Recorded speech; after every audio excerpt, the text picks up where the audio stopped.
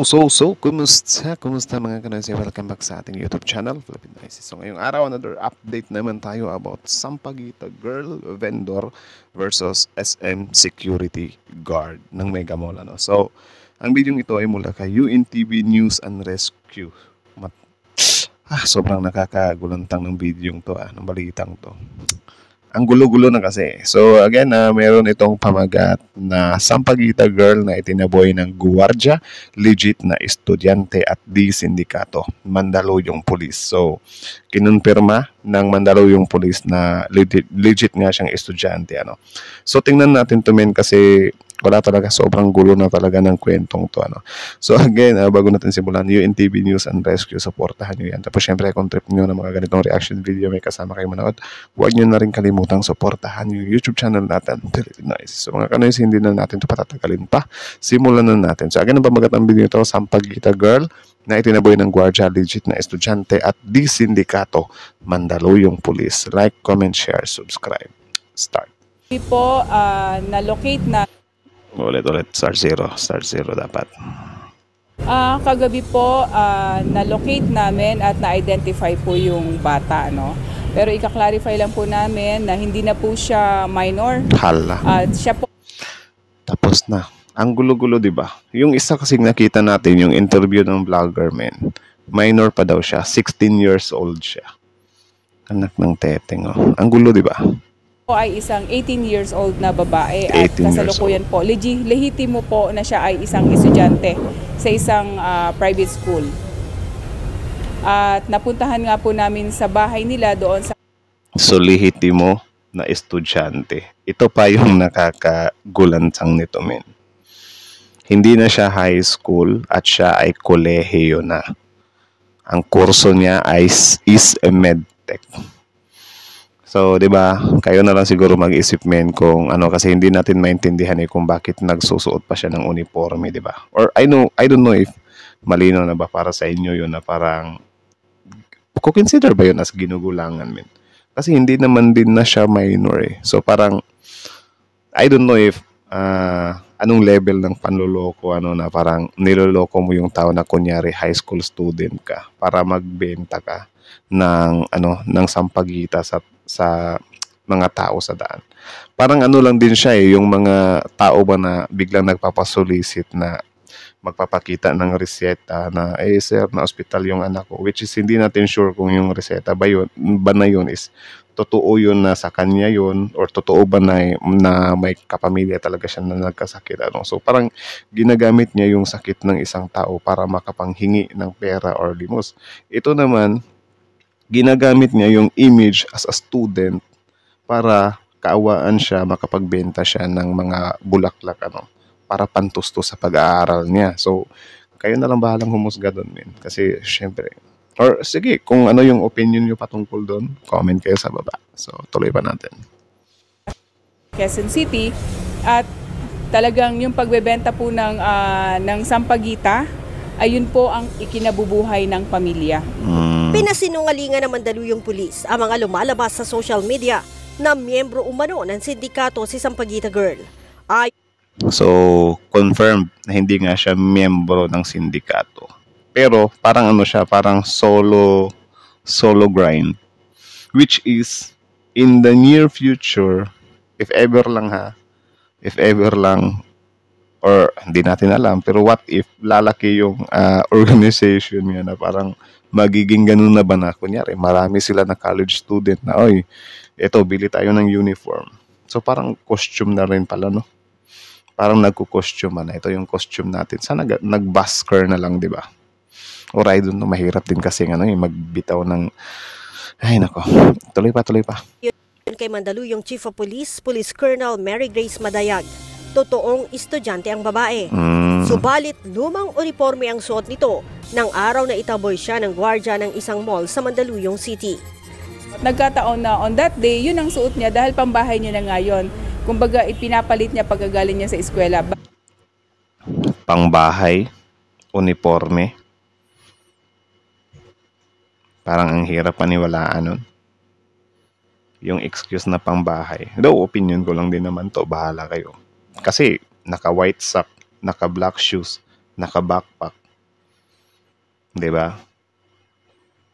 Tapos yung uniform na pambahay. Sige, sabihin natin na pambahay niya lang yung uniform. So sana hindi siya full parang student tingnan, 'di ba? Wala talaga, may intention talaga siya na magmukha siyang student para makapagbenta siya. 'Di ba? Pangbahay. At there are times din na naka-t-shirt siya. Nagkataon na since pambahay niya na yun ang suot niya that time na nangyari ang insidente. Sinabi ni Colonel Madayag, Yung sa t-shirt siguro, mas mas valid yun na nag-t-shirt siya. Pero yun nga, naka-uniforme. Tapos pambahay. Ang gulo, ano? medtech student at scholar ito ng isang pribadong eskwelahan sa Maynila. Diba? Medtech student, so college na siya, men. Hikaho sa buhay ang pamilya ni Sampaguita Girl. Base sa obserbasyon ng Mandaluyong pulis nang puntahan ang mga ito sa bahay. Ang pinagkakataan Sige, given na nahikahos siya, so kayo na lang din kung ano yung masasabi nyo, men, kung meron bang panlalamang doon, ano, or some kind panloloko. Comment na lang kayo sa baba. Kayo na lang din bahalang magbigay ng opinion nyo.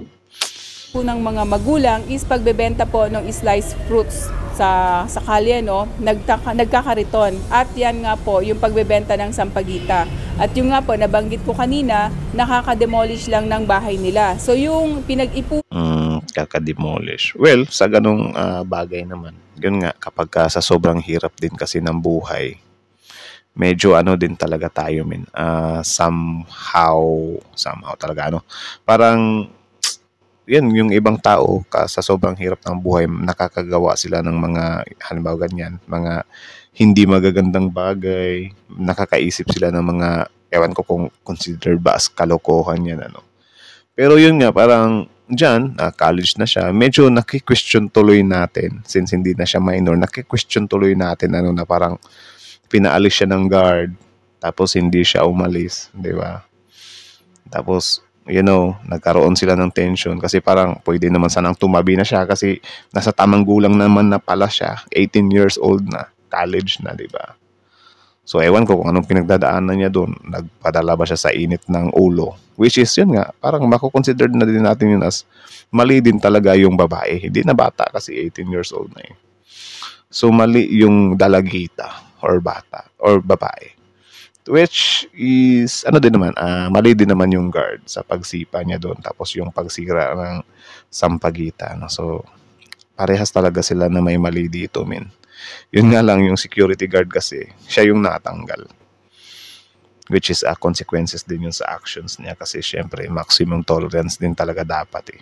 Pero yung ganyan na parang maririnig natin, na parang, nag-uniforme ka para kaawaan ka ng tao, tapos yun nga, pwede ka naman sanang umalis nung pinapaalis ka, pero nagpadala ka sa init ng ulo. Medyo hati na tuloy yung opinion natin dito, Tapos, balita na to ha, ibinalita na to. So, yung nakita nating video nung una na in-interview siya ng vlogger na 16 years old siya, grade 10 siya.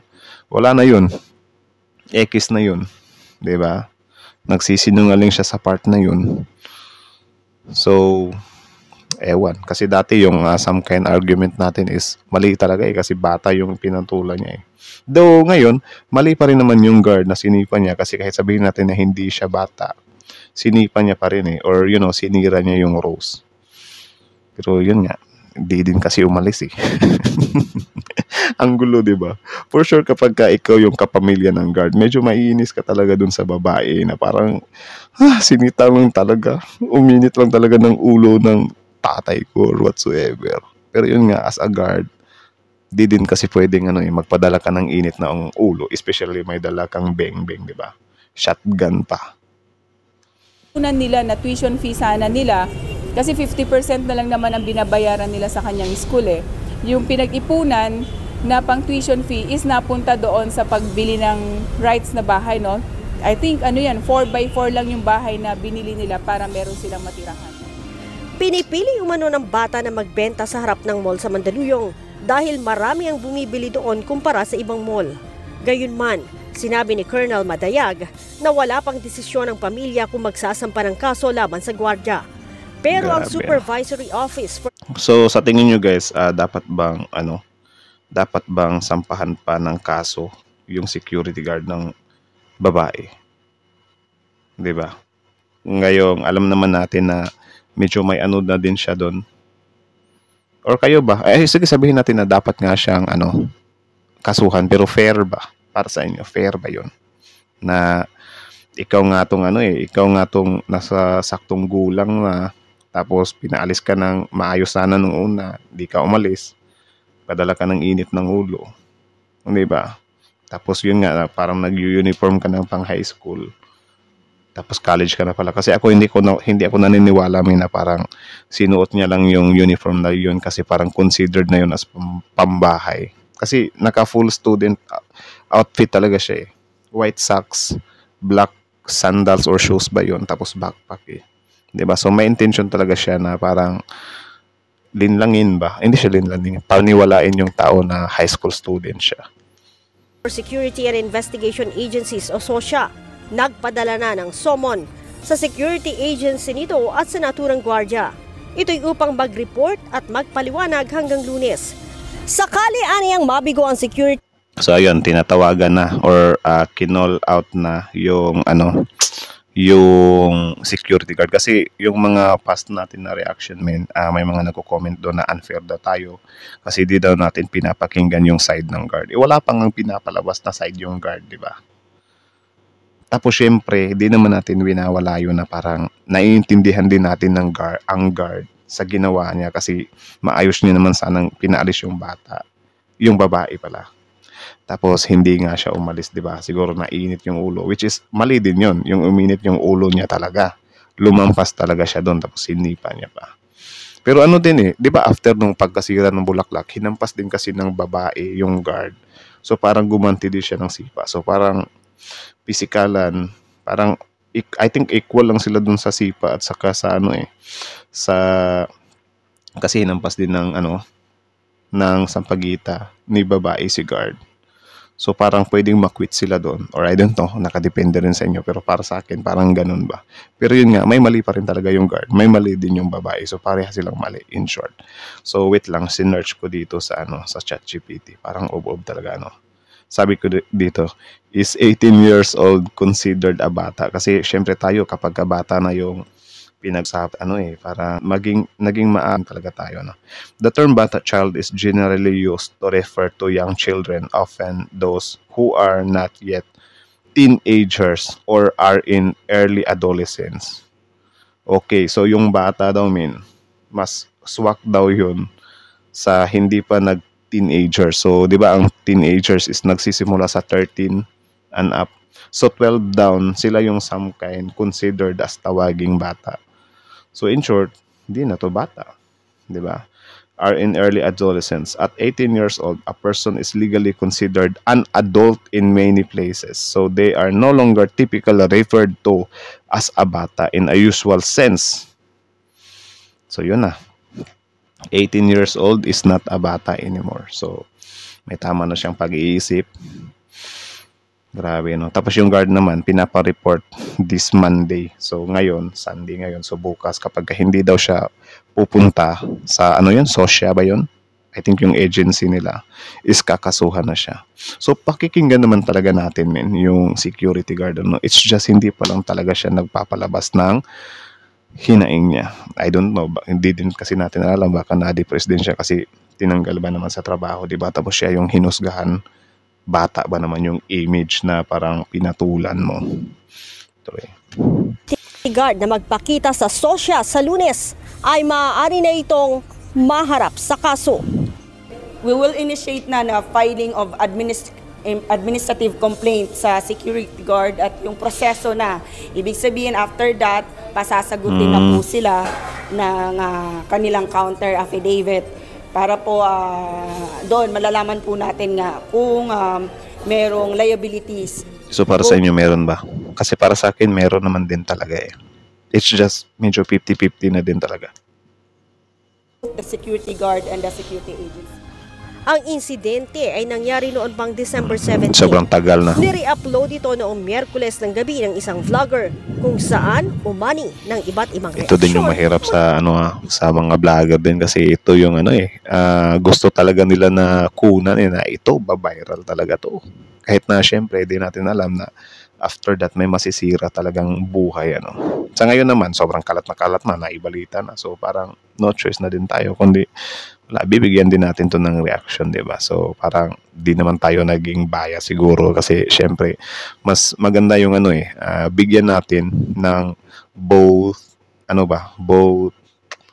basta something like that silang dalawa ba na ganyan, mali silang dalawa, may mali silang dalawa pala. Mula sa mga netizens, Leia Leia Ilagan. So ayun, courtesy thanks to Miss Leia Ilagan. Tapos syempre, that's it. So again, ang video nito ay mula sa UNTV News and Rescue. So supportahan nyo yan. Original video link in the description box below. Tapos syempre, before you leave on our YouTube channel, don't forget to like, comment, share, subscribe. So kita nyo naman yun, medyo na tayo doon medyo grabing grabing transition yun. Kasi yung una nating nakitang interview, nagsinungaling pa din pala siya doon, Ewan ko kung siguro natatakot siya or I think aware kasi siya sa ginawa niya yung babae Hindi na kasi siya bata. Kung titignan mo kasi parang bata din kasi, parang high school pa, di ba? Tapos yung sinabi niya 16 years old daw siya, nag-aaral siya doon sa Pugadlawin ba yun? Something like that. So parang naloko tayo doon. Which is, yun nga, sige, simulan natin sa word na mali din talaga. So it means silang dalawa yung mali. Mali din talaga yung security guard na sinira niya yung sampagita at the same time sinipa niya. Pero syempre kung aanalisahin natin yung babae at the first place pinaalis siya. Hindi natin alam kasi kung paulit-ulit na siya dyan diba? Baka may lamat na din sila ng security guard, which is yan din yung abangan natin kung ano ba talaga yung whole story ng security guard. So sa mga nagsasabi dyan na bias tayo na pakinggan din natin yung security guard, chill lang kayo kasi yun nga, hindi pa nga nagsisalita yung security guard. Diba? Alam nga naman, i-assume natin na ito yung hinaing ng security guard. Kaya nga some kind 50-50, diba? Binigyan din naman natin ng konting yung security guard na ginagawa niya lang din yung trabaho niya. Especially like that, malaman-laman natin na yung babaeng yun pala nagsusuot lang ng uniform na pang high school para makapagbenta. So kayo na lang din bahalang humusga kung ano yung tingin nyo doon. Panlalamang ba yun? Panloloko ba yun? Pang-scam ba yun? Or saang category ba yun? Na parang considered lang ba yun as okay lang kasi nagsisikap naman siya. Yun yung grind niya para makapagtapos siya ng pag-aaral. Something like that. Kayo na lang, ibibigay ko na sa inyo yung power dun kung paano nyo siya i-categorize. Basta para sa akin, medyo talaga yun? Medyo, ewan ko. Tapos nung sinabi pa ng police, I don't know if yun yung explanation ng babae na parang pangbahay ko na kasi ito So ito yung nasuot ko that time. Parang ang labo kasi na parang pangbahay mo. Mas maniwala ka pa siguro kung pangbahay siya na hindi talaga siya nag-pair, hindi siya nag-terno, hindi siya nagsapatos, hindi siya nag-bag, diba? Yung ganyan na full talaga yung outfit niya sa student starter pack. Wala talaga. May intention talaga siya. Diba? So, yun lang naman. Ang gulo-gulo. So, sana makita or rinig din natin yung side ng security guard dito. So, again, that's it. So, comment down your opinion below and then let's talk about it in the comment section. So, that's it. Thank you so much for watching. Is out.